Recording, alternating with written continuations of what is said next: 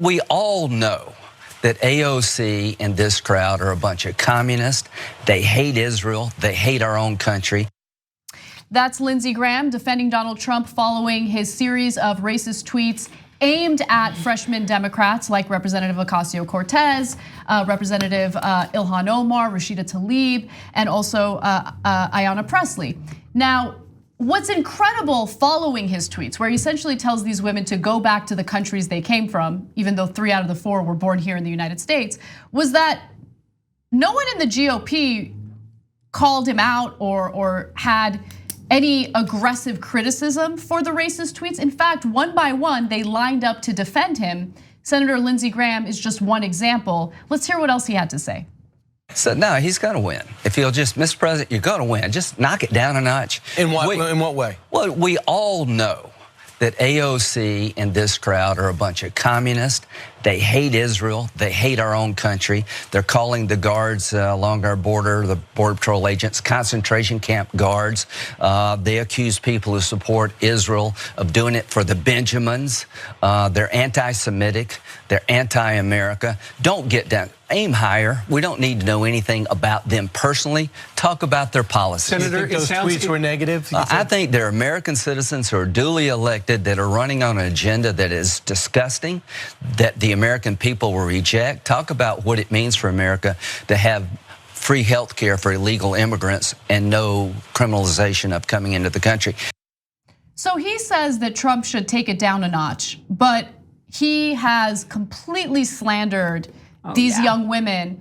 You know, of course, Representative Ilhan Omar is the one freshman Democrat who got the most backlash because she criticized the right-wing government of Israel. Criticizing a government, especially if you're a progressive and you're talking about a right-wing government, does not mean that you hate the people of that country. It means that you are criticizing and critiquing that right-wing government.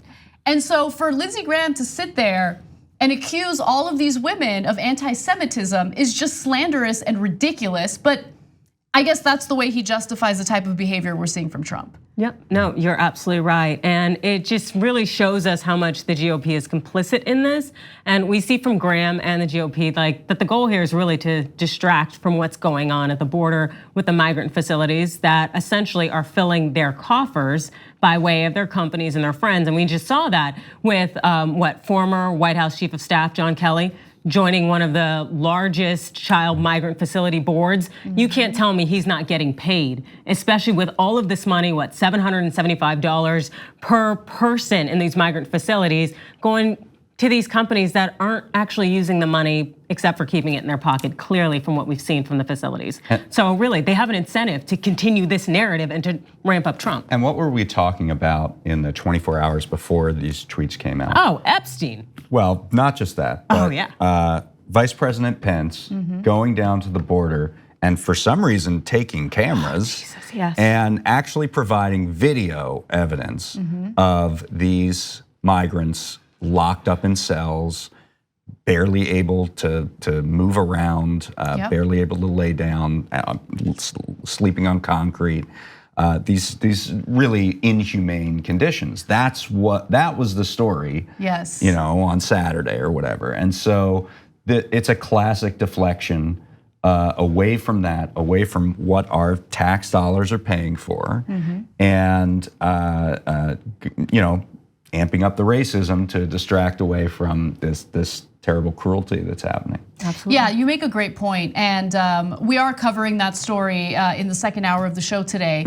And I mean, just to give you a quick summary, you see this giant cage that's overcrowded by migrant men, and Pence is just standing there, and it's like he's checking inventory, or he's you know, looking at a holding pen for cattle. I mean, it's so disgusting and difficult to look at, but you're right. I think a lot of the decisions that Trump makes when it comes to social media and you know, attacking people like this has to do with distracting us. Like, don't pay attention. By the way, there's Lindsey Graham's disgusting face standing there and watching what's happening. And I want you guys to keep this image in your mind.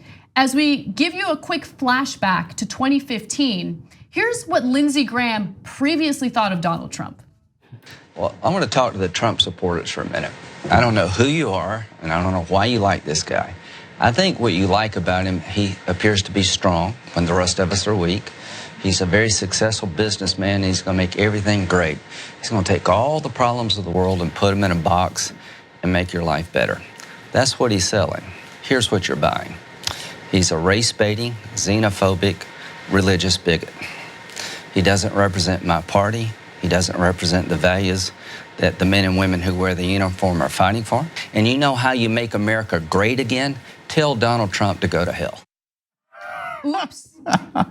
No what happened, integrity. Lindsey Graham? Look, one of the best episodes of The Daily from the New York Times, it's a podcast, you should definitely check it out. They interviewed Lindsey Graham and tried to figure out why it is that he totally changed course on Trump. And he was very transparent. It was because he wants to remain relevant. Damn. He's disgusting. Yep. Yeah. So any thoughts on Lindsey Graham before we go to more members of the GOP showing that they have no backbone? Oh, he's just trash. That's it. Jamie Harrison for Senate. Well, now I'm not supposed to be editorial like that. No, journalist, please, serious please. journalist. Bro, you're good. Yeah. So let's go to Newt Gingrich, who I'd argue was even worse when it came to this issue. Take a look. He would like to see them as sort of the front page of the Democratic Party, and I think he thinks anything he does to elevate them is to his net advantage. Is he right? Oh, I think so. He's right about what? Like 3 out of the 4 freshman Democrats were born here in the United States. Like, what is he right about? Well, what is he right about? I think what Gingrich is saying is that they want to make just, and by the way, this has been done before, interestingly, with Pelosi. You know, every ad that Republicans put out for the last like 8 years has Pelosi, San Francisco liberal, you know, and a dominatrix outfit or whatever. They want to make AOC and Tlaib and Omar and Presley the face of the Democratic Party. That's their goal. And by the way, Democrats in the House are kind of helping them by having no agenda whatsoever. There was a very disgusting poll that got leaked, but that the House Democrats took of 1,000 white, non-college educated members of swing districts, asking them about AOC, Ilhan Omar, and the women of color, and you know, getting the result that they wanted to say that, see, this is a real problem for these Democrats in swing districts, literally erasing people of color from this poll, and that was put out by the House Democrats. It was leaked. They didn't actually put it out themselves. It got leaked by Axios. I guess it was done in May, but this is, that's why I say that this was set up by this tension between Pelosi and the squad. This allowed this racism to fester. Yeah, and it is interesting because, you know, during presidential elections, especially in 2016, if you had Bernie Sanders criticize, and legitimately criticize, by the way, Hillary Clinton and her ties to Wall Street, what was the response that we would get from the Democratic Party? Right. Well, you're giving Trump fuel. What are you doing? This is terrible. You know, or you're giving the Republican candidate at that point fuel. So we need to be careful. We need unity, unity, unity. All you hear about is unity when it comes to progressives and their legitimate issues with establishment Democrats. I mean, even when it comes to the infighting between Pelosi and progressives, Pelosi said that, you know, don't use Twitter to air your grievances. And then they turn around and they use Twitter to air their grievances. Right. And I'm talking about the establishment Democrats. Right. But, you know, Adrienne, like, what are we gonna do with this? Because it feels like principled progressives are getting it from both sides. You're getting it from establishment Democrats. You're, of course, certainly getting it from conservatives.